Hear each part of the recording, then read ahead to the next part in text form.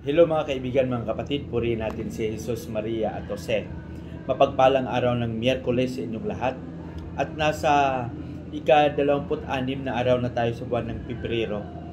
Talagang nakakatuwa tingnan na sa ating pagsisikap ay patuloy tayong gumagawa ng paraan upang maisabuhay sa simpleng pamamaraan ang mga bunga ng pagninilay na ating narinig. At diyan mismo sa likod ng ating kahinaan, mapapatunayan natin na ang Panginoon ay talagang napakabuti. Amen? Sa araw na ito, patuloy tayong magpasalamat sa Panginoon sa mga biyayang ating natanggap. Narito naman ang inyong lingkod, Father Bob, isang paring Carmelita. Ang ating pagninilay sa araw na ito ay babahagi sa atin ni San Marcos, Kapitulo 38, versikulo 40. John said to Jesus, "Teacher, we saw someone driving out demons in your name, and we tried to prevent him because he does not follow us." Jesus replied, "Do not prevent him. There is no one who performs a mighty deed in my name who can at the same time speak ill of me. For whoever is not against us is for us." Mga kaibigan, ang mabuting balita ng ating Panginoon.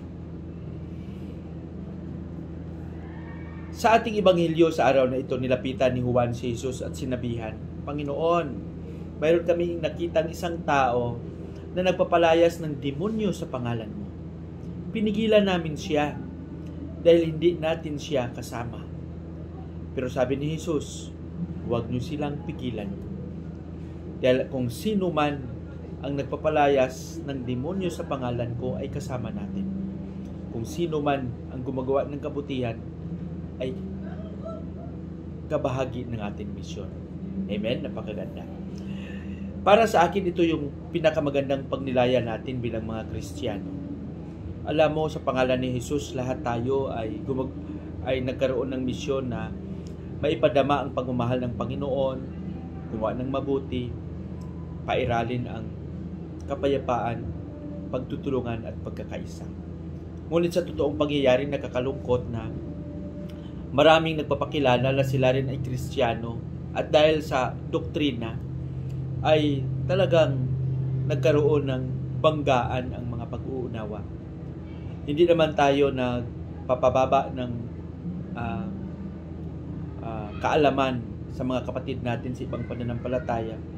Kaya lang yung katotohanan na kung kulang ang ating pag-unawa, kulang ang ating pag-aaral, kung ano-ano na lang ang sasabihin.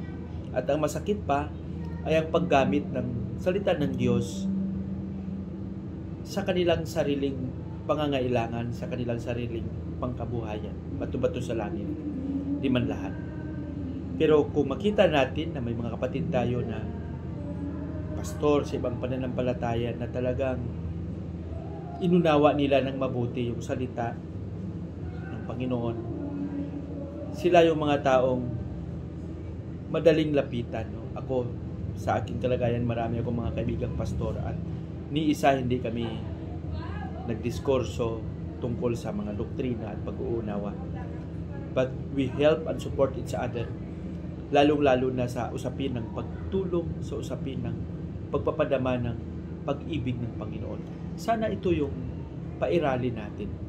Siguro posible kung ang iba ay talagang nagsasalita laban sa isang grupo ng pananampalataya, ito ay dahil sa kamangmangan. Sorry, pero marami minsan na hindi nga nag-aaral, hindi nga nakapagtapos ng high school, hindi nga nakapagtapos ng college. Pero pag magpahayag ng salita ng Diyos, akala mo kung sinong magaling, akala mo nakapagtapos ng dalubhasa sa Biblia o kung ano pa. Sana kung tayo lahat ay naniniwala na kay Kristo, pairalin natin yung pag-ibig, yung pagkakaisa at pagtutulungan sa pangalan mo. ni Jesus. Kaya nga sabi ng mga alagad, pinigilan namin siya dahil nagpapalaya siya ng demonyo sa pangalan mo. Pero sabi ni Jesus, hindi. Huwag niyo silang pigilan. Hayaan niyo sila. Dahil sila na nagpapalayas ng demonyo sa pangalan ko ay kasama namin. Sana mga kaibigan, sa pangalan ni Jesus sa ating pagiging Kristiyano, pairalin natin ang kabutihan, ang pagtutulungan, at pagkakaisa. Pagpalain nawa tayo ng Panginoon sa ating panalangin sa ngalan ng Ama, ng Anak, Espiritu Santo. Mapagpalang Ama, patuloy kami nagpapasalamat at nagpupuri sa iyong kadakilaan.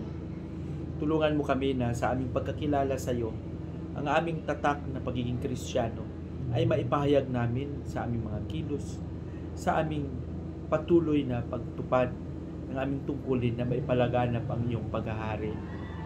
Amen.